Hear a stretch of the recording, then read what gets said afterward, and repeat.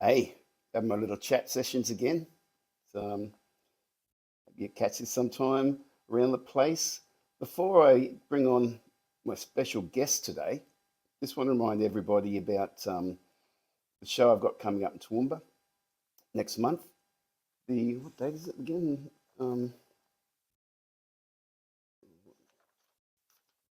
The 26th of July, Friday night. I'm doing my 70s Unplugged show at Club Toowoomba. So if you like to get some tickets for that, just go to my website and you'll see the link for buying the tickets there. And it's $25 a ticket. And yeah, hope you can come along. Love to be able to come along to that. All right, this guy I'm going to bring on is an absolute legend of the Queensland music rock industry for decades. Yeah, well, we'll get to talking about all that, but please welcome John Mouse Hayhoe. Here he goes. Hey, Mouse, how are you, mate? Good, bro. Oh, my hand disappeared. I like that. It's a good thing. The incredible mate, disappearing mouse. Yeah, it's kind of funny that we've both known of each other for decades. And yeah, we've met each other and things like that. But because we were always playing and doing things, we never really knew each other, you know, like it wasn't a regular thing for us to meet up or anything, but knew of each other's careers. And I guess that's the first thing to talk about is like, you know, we really got our kickoff on the circuit, the Queensland rock circuit. And mate, I had Nicky Phillips in the corporation, and of course you had the band Dogs Next Door. Dogs Next Door was probably that didn't come around till about 1985. I was already doing. Okay, so what was the first one you had? Oh, the first band. I moved down I come from North Queensland, and I found out about the circuit because I went up to Townsville to see a band, and I'm still actually friends with the guys in the band. But I talked to them about it. And they said, "Oh yeah, this thing called the circuit." And I went, because I was living out west and just playing in local bands. Which town? Where were you from? What was home? I was in Charters Towers at the time. Charters, right. I'm originally from Cairns, but I moved out there because it was like there was a lot of great work out there, you know, like blah blah blah. So I seen this band, so I thought, okay, I'll go and have a look into the circuit. So that I'll come back down to Brisbane, and then I got a residency at Romeo's, that used to be in the Valley. And I was there for like about 6 months, and then a band called Pirate, they come and see me and said, "Oh, well, do you want to sing for us?" And they were just about to go on tour. So I went, you were doing solo first up, were you? Just solo. Oh no, I was doing some solo stuff, but band stuff as well. Yeah, right. I was in a band with you might know Steve Tannock, Mick Eaters, those. Yeah, I was in it. Yeah, that was about 1980. You know, with those guys. Yeah. And then it's the same thing, and a circuit band, you know, with some of them notoriously lasted for 6 months, 12 months.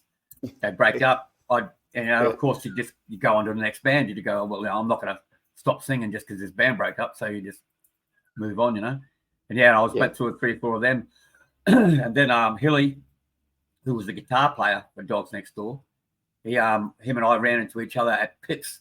Remember Pips from Brizzy? Yeah, of course, yeah. It used to be Swizzles, Pips, like all that stuff. Yeah. And they were playing there. And I remember at the time, I'd shaved my head. I didn't need to, but I had. And I remember I asked them to get up and have a sing, and they're looking at me like, "What the fuck is this guy?" You know. But I got up and had a yodel with them, and they were like, "Oh, okay, this is cool." Yeah. So then we talked to each other, and then I went away on another tour. And then about halfway through that, his band broke up, and he called me and said, "Oh, are you interested?" And I went, "Yes," straight away, because he's a good guitar player. He was great guitar player. Yeah. Well, yeah, one of the better guys around at that particular time too, you know. And so he's over in Thailand or something now, is he? Yeah, he lives over there. He's been over there. Oh shit, man, 20 years, easy, mate. Okay. He's been living there. Yeah. Working all the time. And one of the main reasons why he moved there was because the scene here had got a lot less healthy, and over there you could still work. You could work 5-6 nights a week and get good money. So I just went, well, gig is a gig, you know. So so he's But we're talking about Colin Hill, by the way, for people who don't know. But nickname Hilly. But talking nicknames, mate. How did you get Mouse? Oh yeah, well I was just actually talking to a girl at the hospital about that today. Well, when I was you know, when you're young and your mates, they give you a nickname, right? And if you fucking hate it, of course they give it. Then it's served up to you every 5 minutes. It's sticking once that happens. Yeah. So I used to ride motorbikes a lot when I was a kid. You know, motocross and road bikes and stuff because, and there was a cartoon in the 70s called Motor Mouse and Autocat, and it was about the cat on the bike, the cat on the car chasing the thing. Yeah. So they called me Motor Mouse, and I hated it. So so they consequently they just kept doing it. Then they shortened it to Mouse. Then after I was in that band for probably 2 years, and so I was being introduced as Mouse, so everyone knew me as Mouse. And then I realised that people remember, because my name's John. I remembered that people remembered the name Mouse far easier than they remember the name John. Someone would see me 12 months later and go, "Oh, you're that guy called Mouse."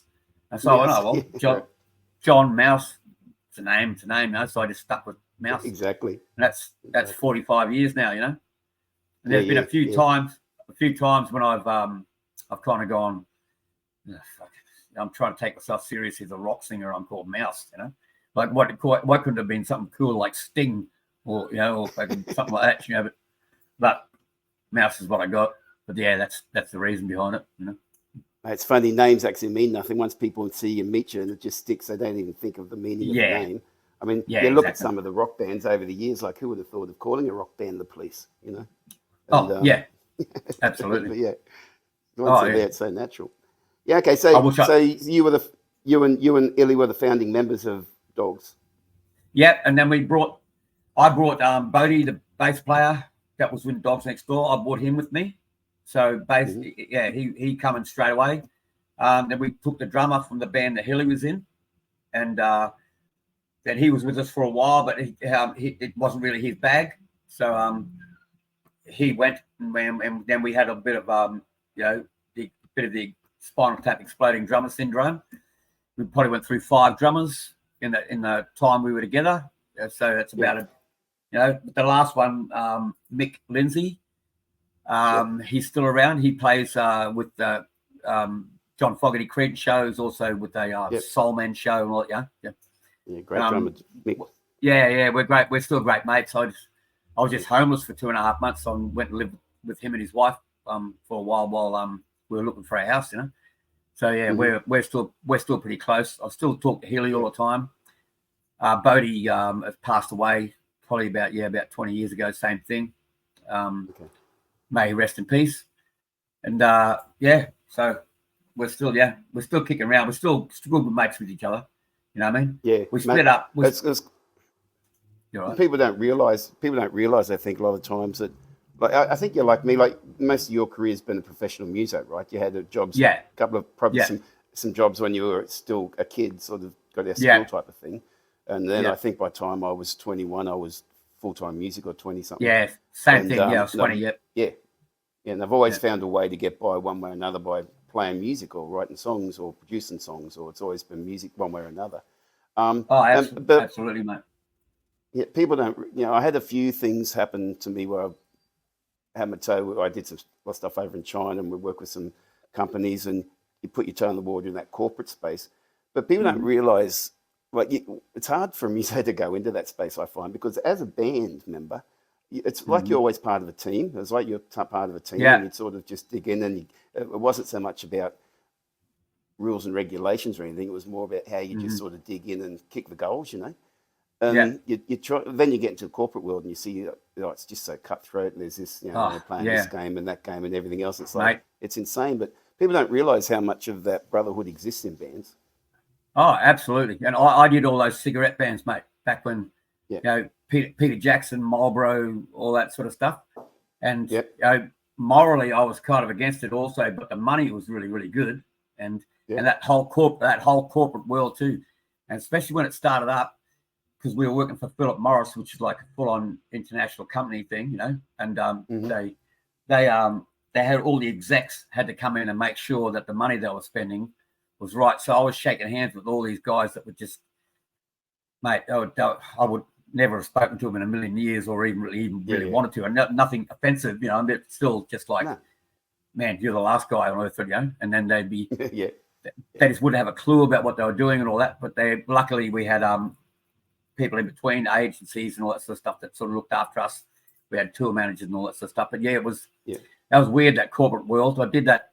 I was probably about 4 or 5 years in that too. And like I said, the money was good, bands were good players, because the money was good too, and but I was fairly happy to see the other side of that too. But that's the other thing, is probably foreign to people. They probably don't realise a lot that back in the 80s and 90s and you could actually make a really good living out of playing. It was like I know I was making better money than friends I had who were doing law and medical stuff. I was doing better than playing.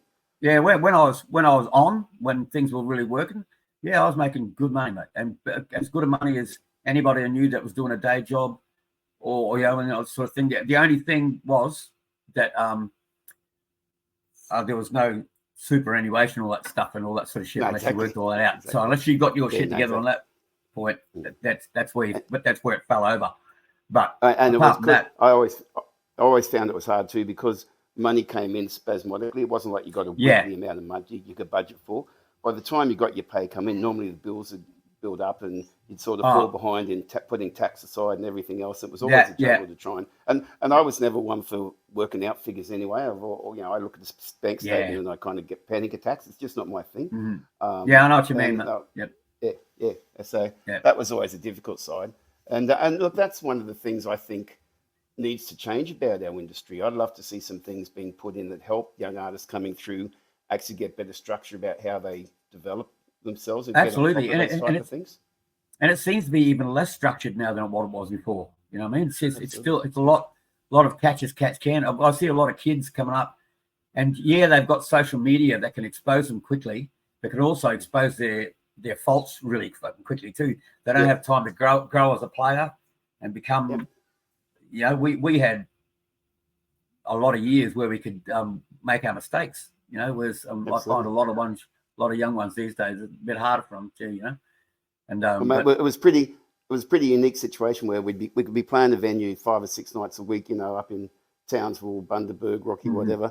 And then on the weekends, you generally got to help or support acts like Dragon or Barnesy, all those coming through. So you got to be schooled at that as well. Absolutely, mate. We talked about that yesterday. I got to support so many awesome bands, because of that, because you were the circuit band at the pub that was coming through town at that particular point in time. Like I did Barnesy's very first Body Swerve tour straight after he left Chisel, and that was at the old Grosvenor in Rockhampton, and you would have played there, man. And mate.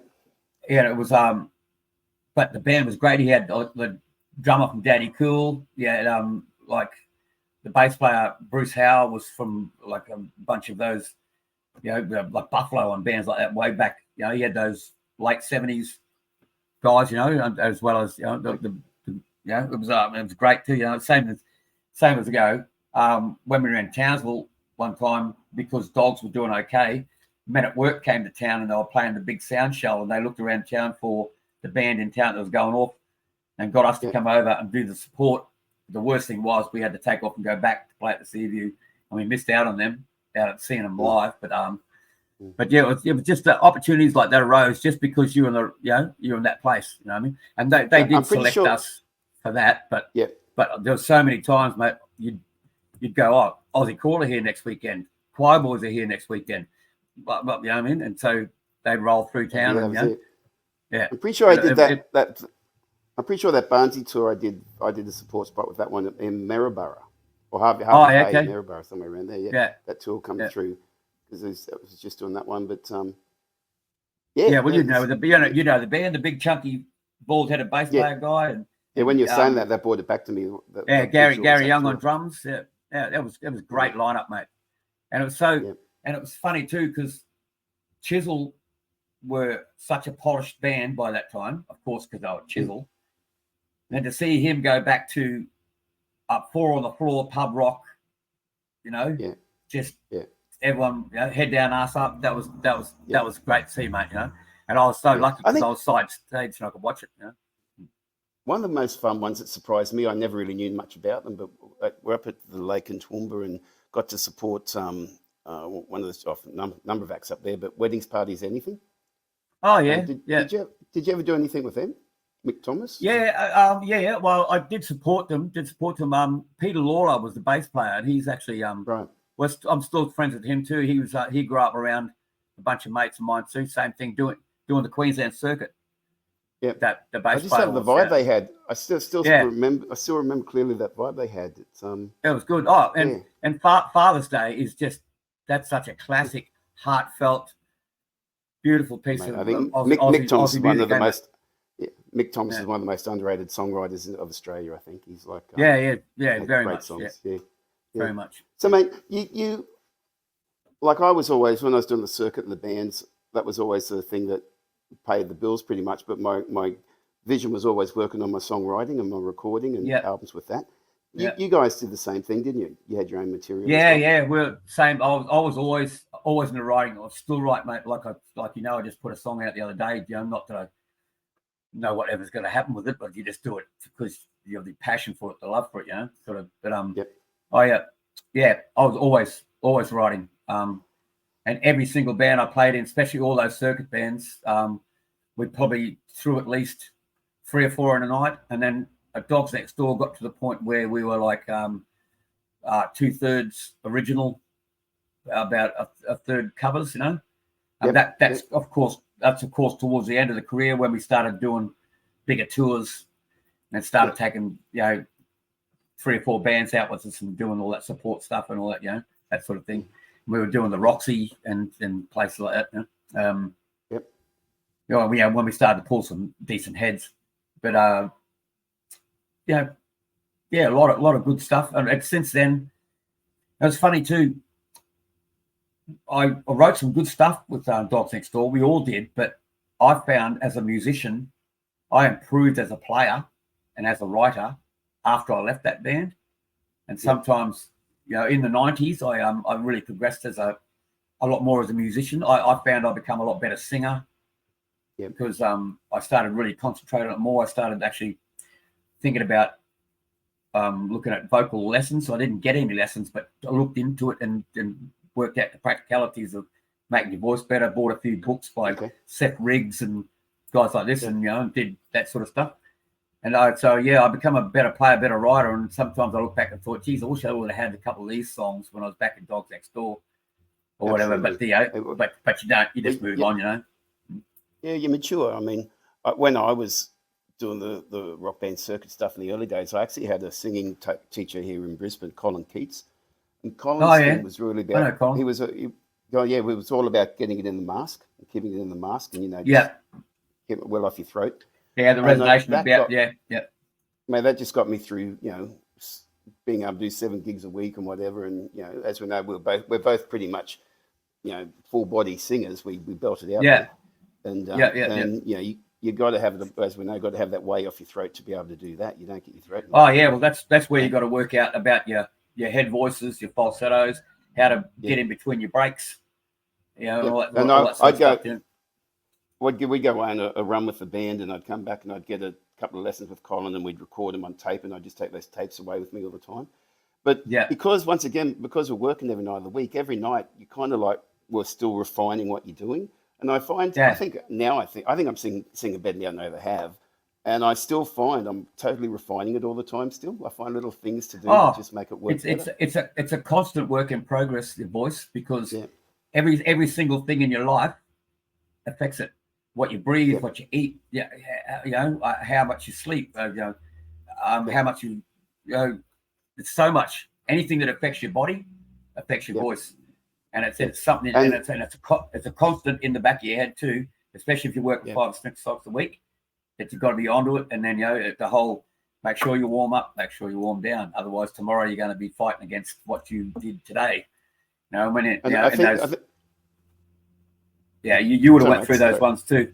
You would have went through those ones too, where you go, Wednesday night, and you go, shit, I've got another 4 gigs this week. Yeah. And Sunday is a big Sunday Arvo is a big sesh with 2,000 people. I'm sure you've gone through those ones. you get yourself there. You just can't not do it. You have to just make sure you get through. And so sometimes when I found sometimes when it's not really good to actually go harder, puts it in position better for me. It's when you try and half do it or half do something that you do more damage, I think. Yeah, sometimes, same with that too.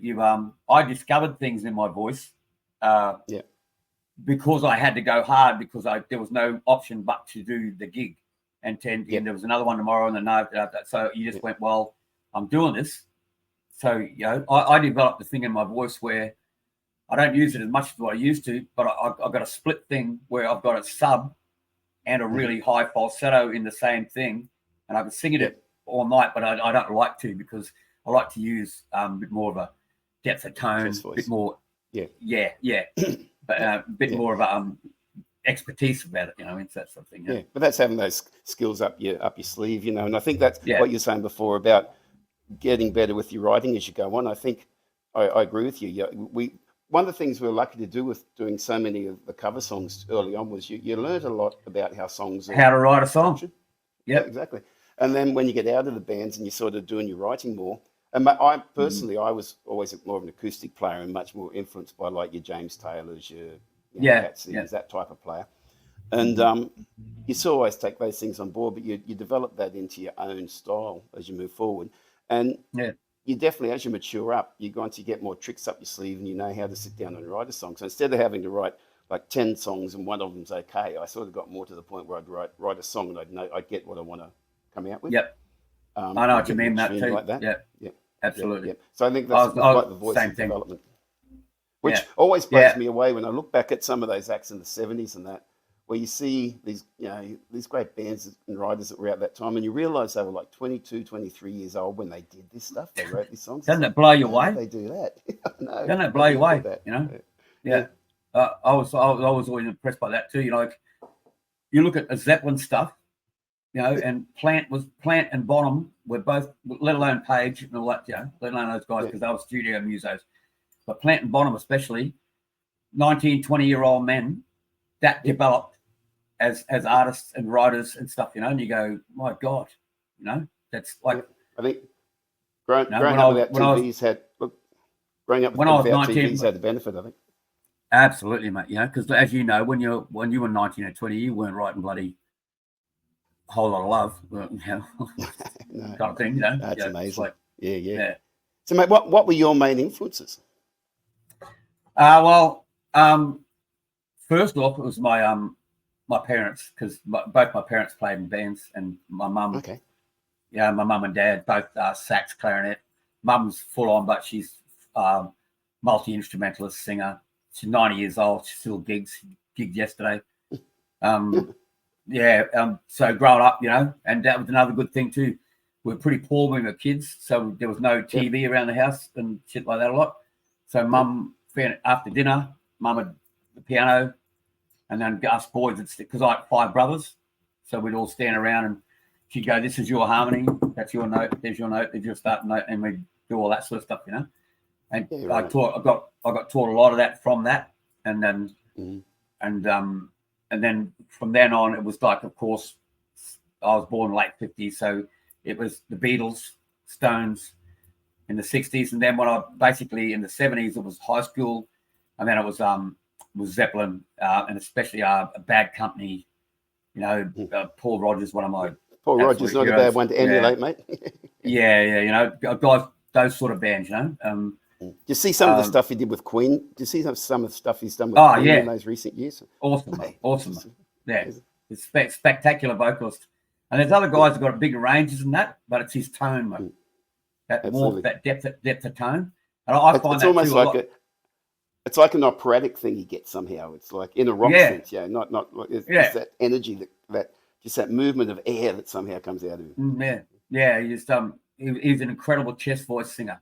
He wasn't really head voice falsetto as much as just being able to belt that thing and just that tone, mate. That was always the thing, because I noticed too with a lot of singers, they think that range is the most important thing or the most impressive thing. It's good to have a good big range, but if you ain't got a good tone to go along with that range, you just screech it along in key, aren't you? In a way, you know what I mean? That's it. I found it was always very important to me to develop my range, so I'd sing high, but also to keep a nice tonal thing about it as you go on there. Yeah. You know, because because it's like for example, and it's really hard this one too, but Brian Johnson, fantastic at being Brian Johnson, but I could only listen to the first couple of AC/DC albums with him, and then I kind of went off them because Bond still had that top, but he still had some other sort of texture there that Brian didn't have. You know what I mean? Yeah. So it was like I think with Brian, it's obviously he's got that technique where he takes that almost falsetto thing into a full body feel, and it's really clever how he does it. But that's never been my sort of thing. Like I was watching. It was only a couple of months ago. I was watching one of the Queen concerts on YouTube there with Paul Rodgers out front. And actually, I didn't realize his range was as high as it was because from Bad Company, he always had a great voice, but I didn't know it went that high. But he surprised me. But I wouldn't have thought he had that range, but he did. But I'd much rather listen to a Paul Rodgers than to a Brian Johnson. Just my flavour. Absolutely, mate. Yeah. And it's hard because I love Daka Daka. So, but it's still. But there's other bands I like now. Of course, as I've gotten older, that I love more than Daka Daka, you know what I mean? Because they're a great example of what they do. But just the songs basically, you know, you're going to hear pretty much the same song a dozen of them in a row, and that's not bagging them. You know, that's just going. That's Daka Daka's thing. Whereas I like, I tended to get into stuff that had a bit more diversity. You know what I mean? So, mate, what happened? So, when did Dogs wrap up? Dogs wrapped up probably 89. Yeah. Okay. And where'd you head to? I moved to the Gold Coast for a little while, and then I went to Sydney for a fair while because I wanted to do that. I wanted to do that. I went to Sydney early in the 80s because that whole rock star thing. I wanted to be a rock star, and then early 90s too. I went late 80s, early 90s. I went down to Sydney and I was there on and off playing, and I got to do a great original band. Not a really good name. We were called Big Deal, but those guys had actually been around for a long time. I was probably the fifth or sixth singer, and that had gone through. But the guitar player was a really great songwriter, and I went down there to join this concept show called Precious Metal, you know, which is pretty self-explanatory. And then, and that was a support band. And his songwriting was excellent. And he was a great tattooist too. So I went and sat down when he gave me this tattoo, and I talked him into getting rid of it. The only time my whole life I've ever stolen another singer's job. The only time ever. I've always been, no, that's your gig, bro. But while he was giving me this tattoo, I said, I think you ought to get rid of your singer and give me his gig, you know. And so I did, you know. I was with them for ages. We recorded probably $25,000 worth of songs that never kind of went anywhere. That's, you know, albums worth of material that we ended up playing live. And B&G were interested in us, but they shelved us because Baby Animals were pretty big at the time, and they were kind of putting all their eggs in that basket. But that was cool. And then I moved back. Stories like that, mate. Million stories like that where great artists with great songs get kept off the market because they're focusing on another act that's kind of got absolutely that sort of vibe going on. And then while you've waited, all of a sudden you're out of flavour again. You know, something. Yeah. Absolutely. So what was it like? Was it different living and working in Sydney compared to? Yeah. What I found is the musos up here. You know, of course, you know, you got dickhead guys, but most of the guys up here were pretty cool guys. You know, most people you worked in bands with, unless they were egotistical and thought that the whole world revolved around them, most of them were pretty cool dudes.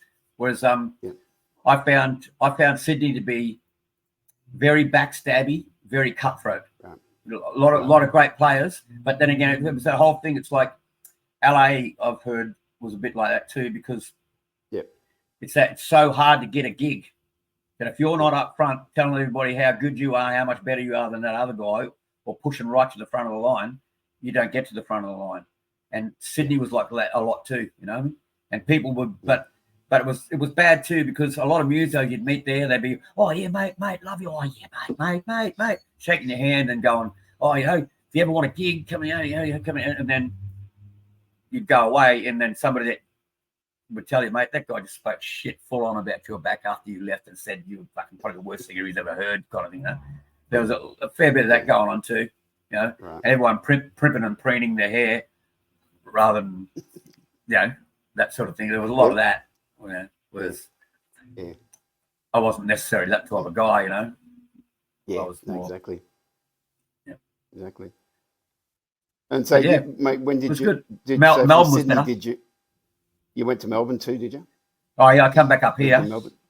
Yeah, and then went to Melbourne later on. Probably a few years after that, same thing, to pursue the original thing. Melbourne was heaps better because it was the industry was so full on, so much faster. But the people there, a lot friendlier. I found it like the musos were a lot more like Queensland musos, you know, good blokes, just pretty down to earth people, you know what I mean? But I was lucky. I went down there and joined up with a bunch of guys. Remember Dynasty, the Kiss show? You know, those guys from Mainline, Dean, Matty, and all those boys. Yeah. Well, I went down there to join up with them. They were doing the Kiss show, and they wanted to start doing an original band. And so I went, okay, I'm into that. So then I moved down there and we started writing songs, you know, and that was great. But I didn't play as many gigs, but it was still great. I got a really, really good taste in my mouth about Melbourne, you know, the whole live scene. I met some fantastic people there. The guy that played drums on the latest song that I just did, Greg Aldridge, I met him there too, you know, and just I obviously got to play. I obviously got to played in those places, but I was only ever there for like a week or two, and it's a totally different story when you're living somewhere, you know. Yeah, well, I lived in St Kilda for 2.5 years. That was fantastic, mate. I kept myself alive busking a lot of the time when I wasn't gigging. Matter of fact, mate, busking, you were talking about things you do before rather than go and get a day job, mate. Busking fed me and my family so many times you wouldn't believe it. Kept me alive in Sydney, kept me alive in Melbourne, same thing. Because you can go out during the day, throw a couple of hours into it and make a couple of $100, you know, and then you were done for the day, and you can pay your rent, buy a feed, buy a beer, and you go back and do it again tomorrow, you know. And that was great. Yeah, but Queensland always my home, man. You know, like absolutely. And I lived in Brisbane for a long time, but I moved to the Gold Coast because I wanted my kids to grow up here. And I thought it would be a cool place to live and go to school and grow up as a kid. And I thought, well, the Goldie's pretty good. So I moved down. That's why I moved here in 1989, because my daughter was about to start school, you know. And so I thought, oh, well, I'll stick her in school. They both went to very cool. Benoa all their lives.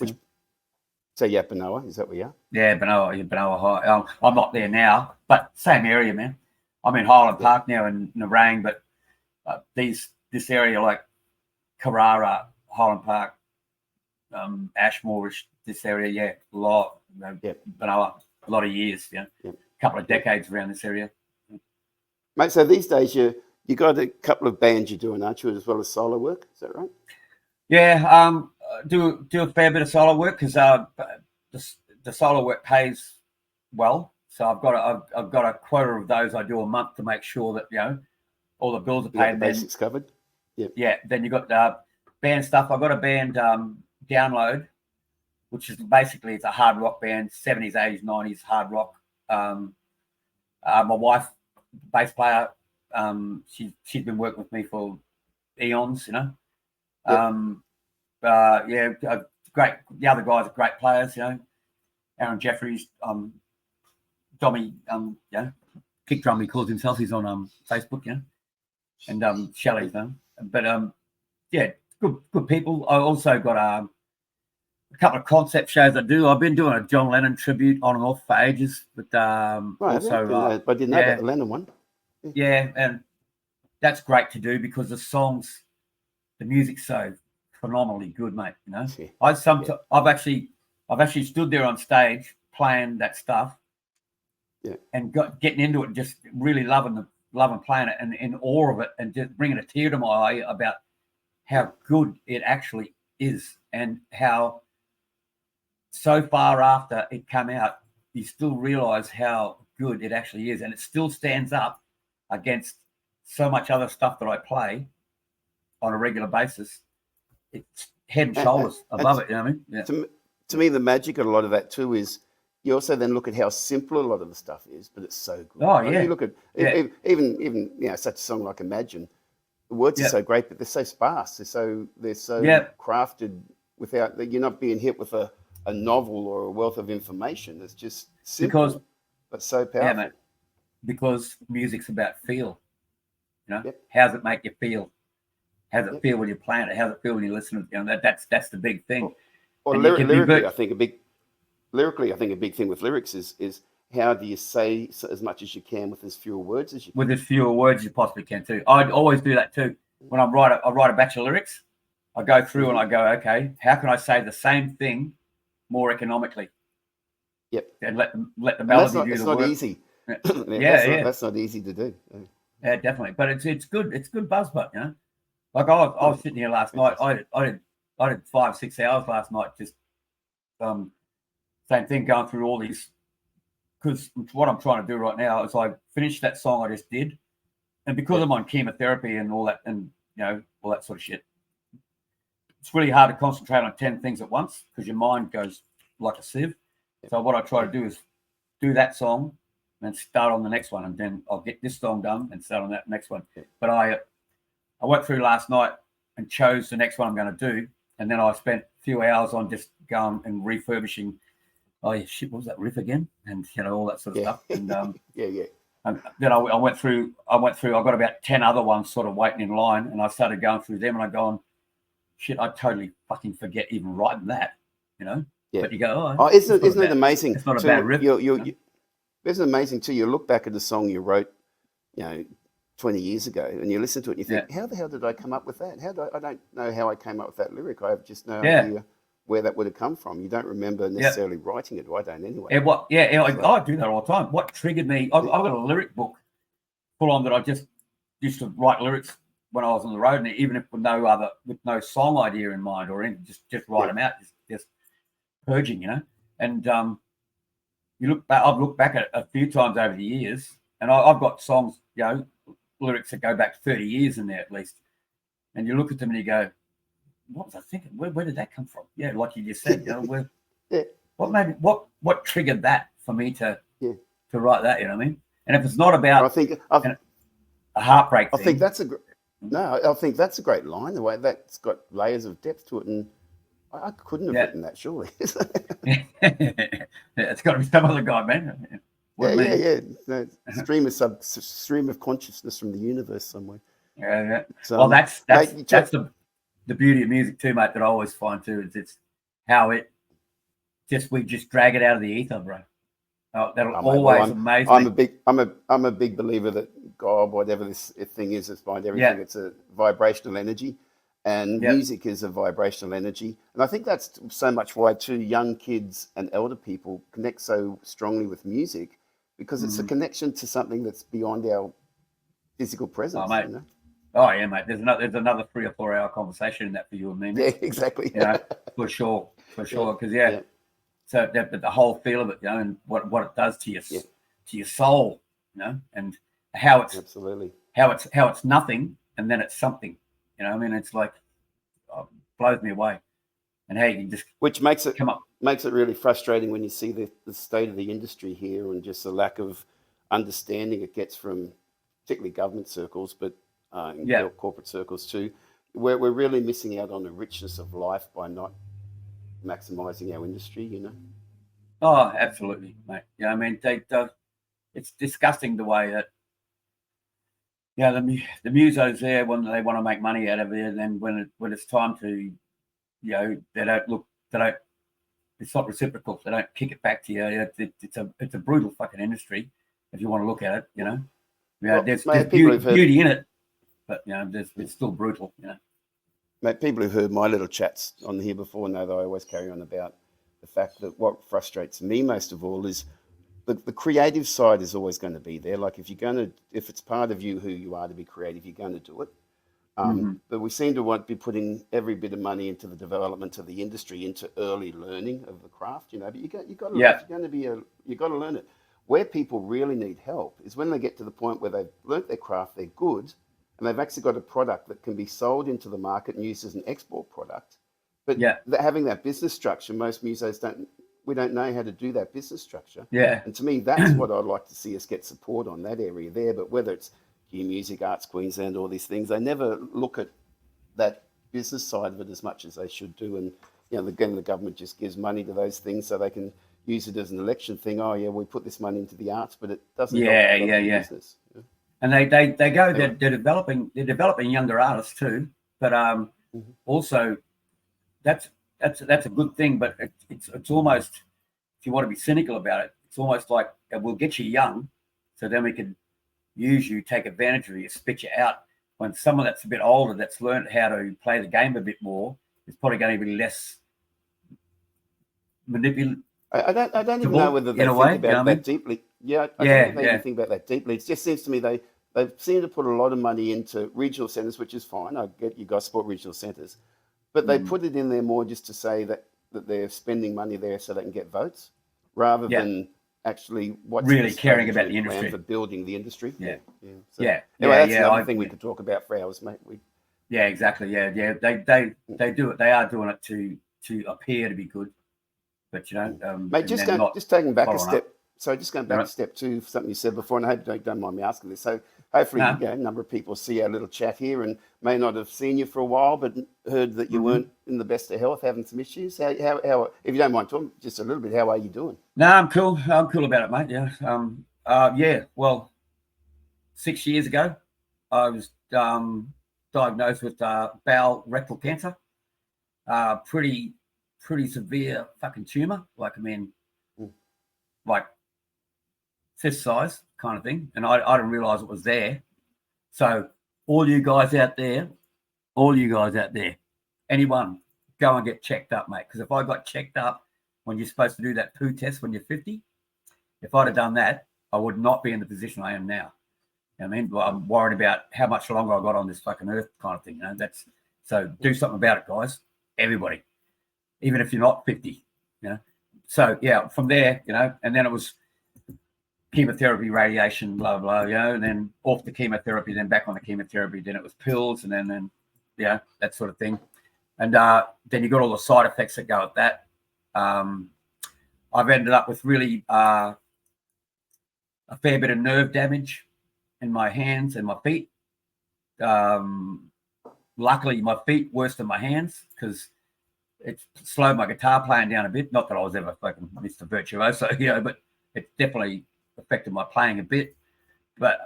Which then again makes me constantly play more to keep it alive, which is a good thing. So that's, if you're going to look at the bright side, that's the bright side of that.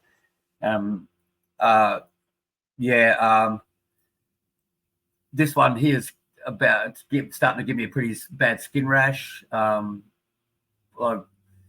course you got stomach. All that sort of stuff,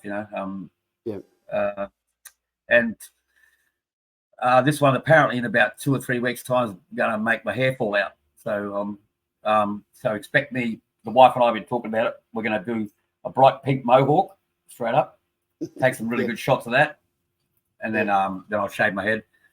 Then but the most important thing to me is that it's a monetary thing in a way, but it's also as long as it doesn't affect my playing. As long as I can go out and gig every weekend, what I mean? Like I'm on stage, my head's fucking soupy. I feel like I'm looking through a fucking Facebook filter, but still, as long as I can play. One chemo I had a little while ago did affect my voice. Sort of started really affecting my top register. This one, not quite so bad. I've done 3 weeks of gigs now on it. I can still sing Akadaka stuff and stuff like that too. So that's that's okay. But the sooner I can get off it, the better off. But it's a constant hospitals. I tell you what, mate. you and I are going to find some money and we're going to invest in fucking hospital car parks because believe me, Yeah, you're going to make a quid out of that. Even up in, I visit my folks quite regularly up in Toowoomba there because they're getting that age there where I can try and help them out a little bit now and then. And they've had to do some hospital things up there and even regional centres, you know, you try and avoid the car park as much as you can. Oh, unbelievable, mate. Every time I go to the hospital, unless it's a particular time of day, if it's really quiet, it's a 25-minute wait just sitting in a queue to get into there. And then basically, then if you got a way around if you get a treatment, it can be $15-20 to get out again, and all that sort of stuff. So it's like there's money in it, but it's just bloody it's just more or less frustration of sit in a car, and just everything wait. At the moment, from car parks to petrol to food to everything, is just getting ridiculous the way things are going, And it's funny how people are quite surprised about this too, Nick. And it's like we just had the whole world shut down for a couple of years. No, I know. You know what I mean? And we're all screaming we're all screaming you can't close it down and not expect everything to be all right. Now we're paying. Yeah, and now exactly where it's time when you didn't think there was going to be an economic crisis. You didn't think they were going to try and claim back all that money that they lost in that time. Absolutely. That's exactly what they were going to do, and that's kind of what they're doing now. And you can jump up and down all day about it, but unless you know the right people to speak to, you're just going to be yelling into the fucking wind for nothing. So Well, one of the real frustrating parts is that we're still yet to see those people who made those decisions and those things be held accountable in any way. And there's got to be. Yeah, it's a hard one too, eh? Yep. Absolutely. Yeah. No, mate. Somebody. Yeah. So I think we had pretty similar thoughts on a lot of the stuff that went on around that time, and that to me, just the way that civil rights and the sole traders and small businesses like which we are as musos were just used basically to build fear in the people, young kids, it's terrible. Yeah. And it was terrible how they did basically what they used it for then, because everybody had to go on the dole and everybody had to declare everything. That all those people that they figured were avoiding tax or they figured were getting too easy a run, they kind of basically, after it all, they knew exactly where everybody was, exactly where they fucking lived, your phone number, your fucking inside leg measurement, you know what I mean? The whole thing. Yep. So that was, and I don't know whether they, not the government of Australia, but I don't know whether they set out to do that in the first place. But I think they definitely took advantage of it when they realised how much they could manipulate us for their own advantage. And the whole thing too, where to me the musicians should have been taking the stand, like the radical stand, like fight against the man of what's going on. Yet so many artists, and even like local artists, so many of all were jumping on the government's bandwagon and supporting what they were doing, and I couldn't believe it. No, but I wasn't definitely not. I chose pretty quickly not to take either side until I got a lot more information, because otherwise you end up just spitting if you're not really aware of what's going on. So absolutely, all these musicians sort of suddenly becoming medical experts. I agree with you, mate. Whenever I was talking to people, I tried to talk as much as I could about what it was doing to our industry. And it's not my place to be making medical statements, because I'm not educated in that way. I have my thoughts. Right. And just because you've seen it on the internet doesn't mean to say that all of a sudden that's gospel truth, because 2 pages over, you can see a totally different story that will tell you that's the gospel truth. So all these artists jumping on vaccination and all these things, and they're all. Mate, I went through that shit too. So, and the worst thing was too, having cancer while it was happening.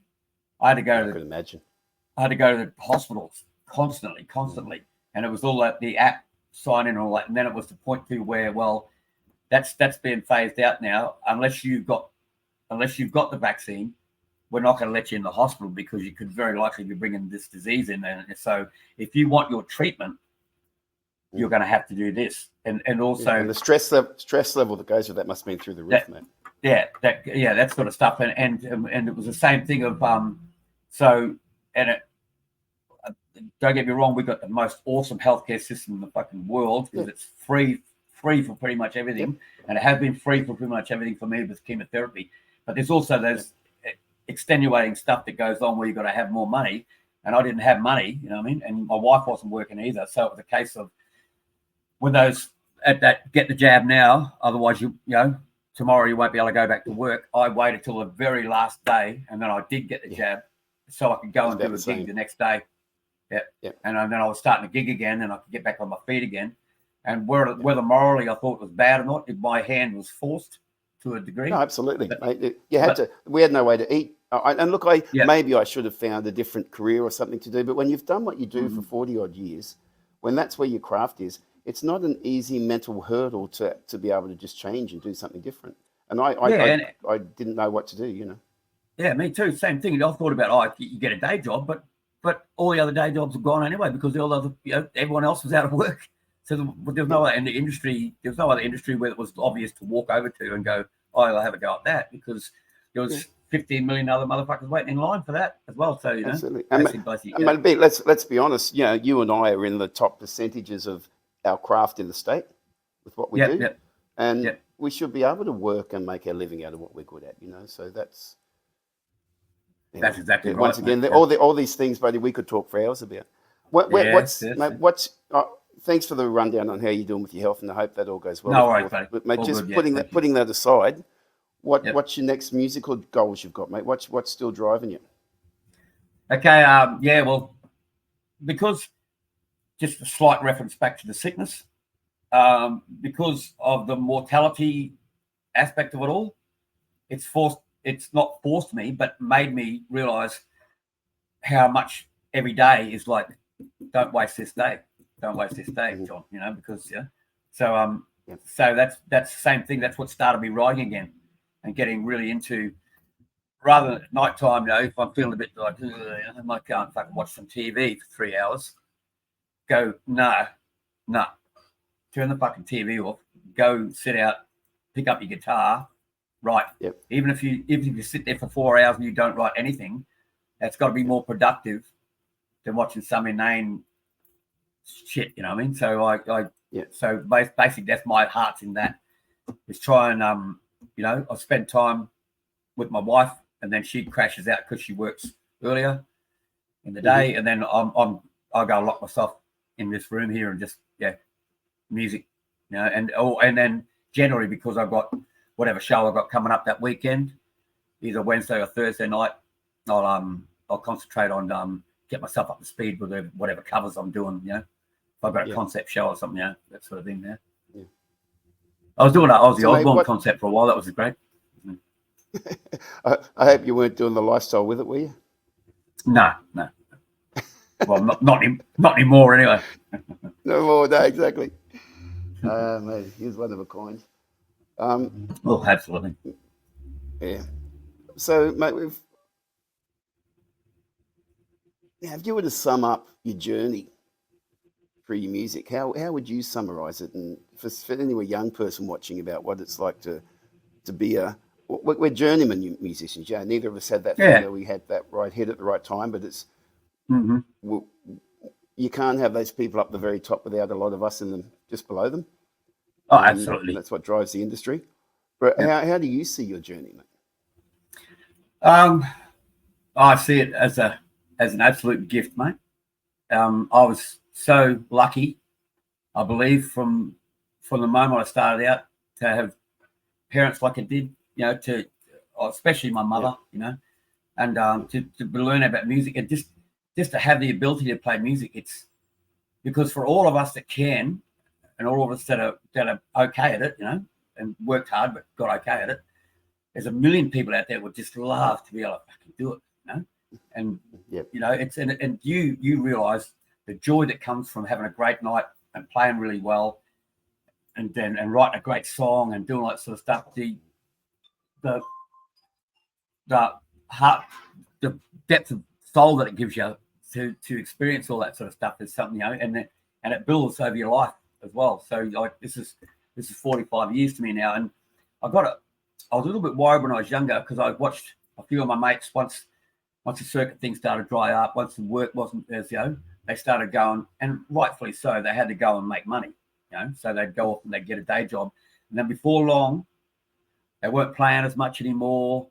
And then they weren't picking up the guitar or they weren't singing. And then next thing you know, they'd be, I won't work this weekend. And then before you knew it, they weren't really playing. And I was afraid that might happen to me. And I was always wondering, is that going to roll around? And then I was almost checking my passion levels all the time, man. And I realized that I had got no less passionate about it. I love it just as much as I ever did. Probably even more now that I've gotten a lot older and I'm a lot more settled as a man. You know what I mean? There's no petty shit really getting in the way as much as those little niggly things that used to bug you in your mind. And so I still I can still hear a song, still searching for new music all the time, still trying to write all the time, all that, and I still get a great buzz out of coming up with a wicked riff or something, like just so. Even if it's only me that thinks it's a wicked riff. But my passion for it's still really strong, which is great, because I'm about to turn 65, and I wondered whether it happened, and it hasn't, which is good. And so I think one of the things that we probably haven't, I imagine we might have in common also is that, as I said before, the financial side's been tough journey, but I don't know how many kids you have. We've got 4 kids now. Kids are all doing really well. And I think one thing they learned from us was that we had so many times in our life where it was a roller coaster. You never really knew how you're going to get through next week, but you kind of would figure it out, and we'd figure it out. And I think they've learned that they don't need to be really scared about not fitting into that particular box. They can actually do things that they're passionate about and figure it out as you go. Whereas I think one of the saddest things would be to say, I've got this passion. I don't want to do it because it's too risky. So I'll do this over here and work for this person, which means nothing to me whatsoever for the next 40 years. I couldn't do that. And I think the kids have got that thing that, okay, Mum and Dad, they did well, but it was never a safe journey. It was never like, here's your steps to your retirement. You're never going to be able to afford to retire. So I'll have to keep doing something. But that's okay. Mm-hmm.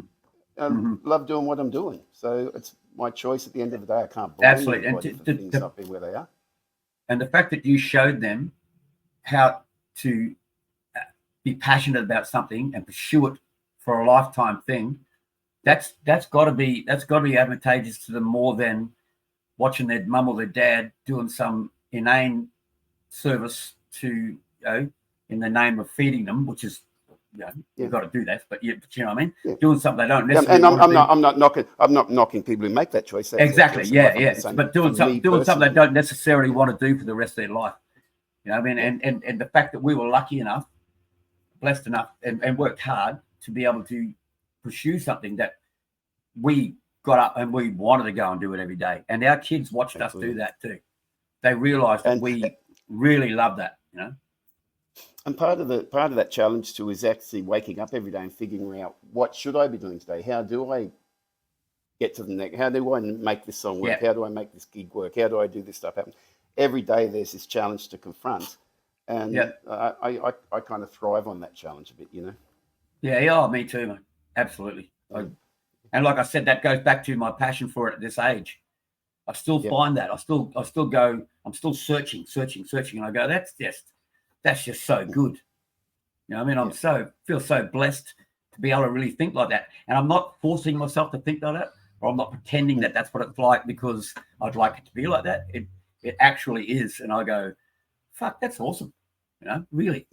Like no matter how sick I am or whatever, I've got that in my life, which is phenomenal. And the amount of people, and also I'll say that in relation to being sick too. The amount of people I've met over the years, like you and so many other great musicians and that are really honestly, really fucking love me and care about me, Nick. It just, mate. Yeah. You don't know how that fucking makes me feel. Like, it really does. Mate, well, I really appreciate you coming on and talking about your story and your journey, mate, because you've, as I say, you've been a stalwart of our industry, someone that I looked up to and admired as one of the great vocalists in our industry. Thanks, one of the great front men. And I say we never really knew each other that well, but we knew of our careers. And Yeah, I just absolutely. thought, you know, someone I've always loved to have had chat to. I thought, well, while I'm doing this little streaming thing, it mightn't be a bad thing to share that chat, because I'm sure there's going to be other people out there who know you peripherally who will be interested in how you got to be what you've done, you know. Well, that's great. Yeah, and I'd love to. You know, it's good. Thank you for giving me the opportunity to have a chat to you about this, you know, and let people know how I feel, you know, because yeah, you know, of course, what people see on Facebook half the time is never really the depth of you, you know, or that social media thing, unless you're really into oversharing, you know. No, but no, it's. I really appreciate this, Nick, and it's great to have a chat with you too, mate. Because it's the same thing. We've both been in the same gig and playing the same places, you know, for so long. But again, like you said, we never really had a chance to hang out. No. You know, no. And we both survived. We survived. We raised families on what we do, and we haven't stopped doing it. You know, that's. Nope. I think that's that's a success story, I think. Absolutely, bro. Yeah, full on success story. Yeah. Mate, is there anything else you want to share with anyone? No, we're cool. We just love to all. Yeah, keep on keeping on. You and I got the best job in the whole fucking world. Thanks everyone for you know, having a look at this, and if you can share it around with your friends, that would be great. Most of all, come out and see our gigs still. You know, I've got this Saturday and Sunday, I'm going to be over at Stratty Island at Amity Tavern with Tuffy. Tuffy and I do a duo together, which we have a lot of fun and laughs with. We're doing that. Mate, are you gigging this weekend? Yeah, I got a Runaway Bay gig on tomorrow night. It's just a solo gig, and I've got a 80s rock party thing that I'm doing on Saturday, and then there's another solo gig on Sunday. You know, mate, people to follow your gigs best on Facebook, is it? Yeah, just hit me up on Facebook. I've got my John Mouse Hayo page, but I've got a page just under Mouse. It's Mouse, aka John Hayo. That's where I basically advertise all my gigs, and that's okay. I've got the two pages. That's because that one's for advertising gigs. This one's for private stuff. You know what I mean? And also, seeing as have the John Mouse Hayo, it was confusing to people too, because people would then call it. I don't work under that name. I work under Mouse, because that's basically been my brand for like 45 years. So that's why I started another page with Mouse up front. So just so people knew, if I'm looking for that guy, where'd that old guy go? There he is, there, you know, kind of thing. So, but yeah, Facebook, Mouse. Can they hear any of your older music on there, or is that on Spotify or somewhere else? Not really. Well, there's some Dogs Next Door stuff on Spotify, definitely. But as I'm actually, that was one of my plans for the rest of this year. Is now that I've started writing pretty solidly again, I'm going to try and sort out a Spotify page, or even maybe a YouTube channel, where I can just put songs up there and then go back to stuff. Because I did an EP with a band called Chameleon ages ago. Like, this is probably 15 years ago, which is all original material, great songs, didn't do anything. Same as another band, which was basically download, but you know, so I've got a lot of material there that not a lot of people have heard that I'd like to, you know. So it's basically getting it up on platforms so people can hear it. But right now, about the only thing I've got out there is I just put a song out called "Dying to Live," and it's on this John Hayo Facebook page. You know, you can have a look. Mate, I'm going to start doing some little streams soon. A little series about some of my songs, and just do an individual song at a time and talk people through it and play it. And maybe if I can get that up and running, maybe we can get John talk about some of yours through that. Yeah, absolutely. I'd love to, man. Yeah, anytime. All right, buddy. Well, thanks very much. Stay online there. I'll stop the recording here, but we'll keep chatting just for a sec. But thanks for your time, mate. And I hope people enjoy listening. Thanks, Nick. Thanks, everyone. Cheers.